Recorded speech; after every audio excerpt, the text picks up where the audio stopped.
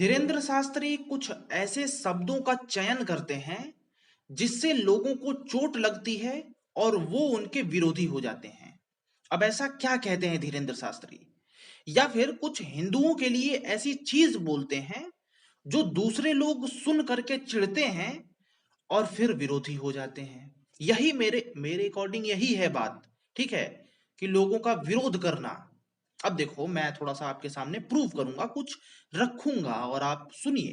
ठीक है, मैं सबसे पहले तो ये बोलूंगा कि वो क्या ऐसा हिंदुओं के लिए बोलते हैं, और फिर दूसरी बात मैं ये बोलूंगा कि कुछ ऐसे चीज जो कि दूसरों को इनडायरेक्टली ठेस पहुंचता है, सॉरी ठेस पहुंचता है, तो उसके बारे में बताऊंगा। सबसे पहले मैं बता लेता हूं हिंदुओं को, कुछ वर्ड्स में बताता हूं जो धीरेन्द्र शास्त्री बोलते हैं। जैसे हिंदुओं को जगाना है, हिंदुओं जागो, भगवा झंडा गाड़ के रहेंगे, या फिर भगवा फैलेगा फहराएगा, ऐसा सनातनी जग रहा है, या फिर सनातनी जल्दी जग जाओ क्योंकि बहुत ज्यादा देर हो जाएगी, हिंदुओं जगो।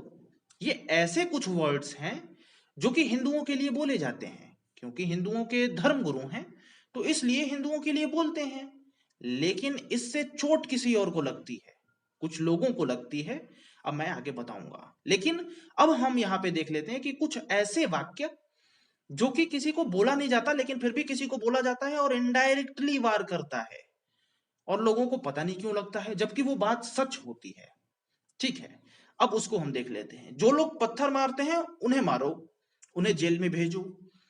जो लोग पत्थर मारते हैं उनके घरों पे बुलडोजर चलाओ, हम बुलडोजर का समर्थन करते हैं।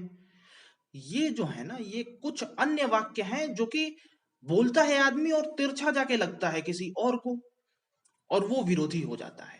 जबकि ये वाक्य बिल्कुल सही है। जो पत्थर मारेगा, जो द्वेष फैलाएगा, जो हिंसा करेगा, उसके साथ तो गलत होना चाहिए ना, सरकार को स्टैंड लेनी चाहिए। बट इससे भी कुछ लोग आहत होते हैं और मेरे अकॉर्डिंग ये सब कांड खेलते हैं। ठीक है, अब देखो क्या है कि मैं कुछ डीपली में बताता हूं।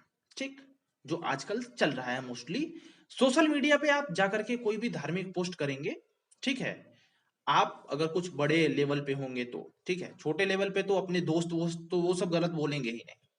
बट अगर आप कुछ उच्च लेवल पे होंगे, मान लो 2000-3000 फॉलोअर्स हैं आपके पास कहीं भी, आप एक धार्मिक पोस्ट करो जो कि सिर्फ और सिर्फ धार्मिक हो, देखना आपके कमेंट सेक्शन में दो धड़ में आदमी बट जाएंगे। एक होगा विरोध करने वाला दल, एक होगा अपनाने वाला दल, अच्छा कहने वाला दल।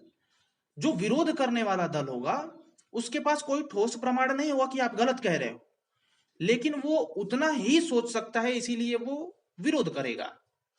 ऐसा ही धीरेन्द्र शास्त्री वाले में है। बोलते सच हैं, कहते सच हैं। कहा जाता है ना कि सच कड़वा होता है। तो जिन लोगों को पच नहीं पाता है, तो वो आके क्या कहेंगे कि भाई आपने बोला कि जो पत्थर मारता है उस पर बुलडोजर चलवाओ, ये गलत है। ऐसा तो कह नहीं सकते, क्योंकि वो भी जानते हैं कि जो पत्थर मार रहा है वो गलत है। लेकिन क्योंकि वो उन्हीं के इर्द गिर्द का होता है या फिर उन्हीं जैसा होता है, तो वो इनडायरेक्टली अब इन पे क्लेम करते हैं, आते हैं कि भाई आप चमत्कार कर रहे हो, आप ऐसे कर रहे हो, लोगों को बहला रहे हो, ये कर रहे हो, वो कर रहे हो, ये सब कहते हैं।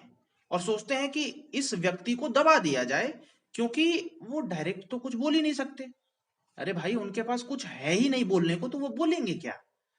लेकिन वो इनडायरेक्टली सोचते हैं कि कैसे ना कैसे करके इसको हटाया जाए यार, क्योंकि बहुत ज्यादा बोल देता है, लोगों को बुरा लग जाता है।